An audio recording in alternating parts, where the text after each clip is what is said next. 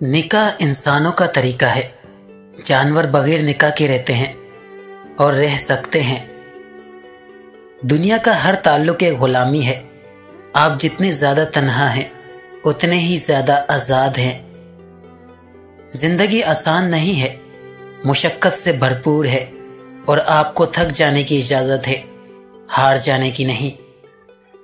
हर रिश्ता दोगला है और हर इंसान मुनाफिक।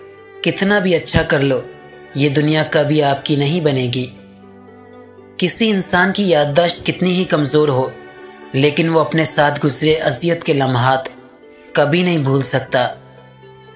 दौलत से मोहब्बत नहीं मिलती और गुर्बत से महबूबा नहीं मिलती।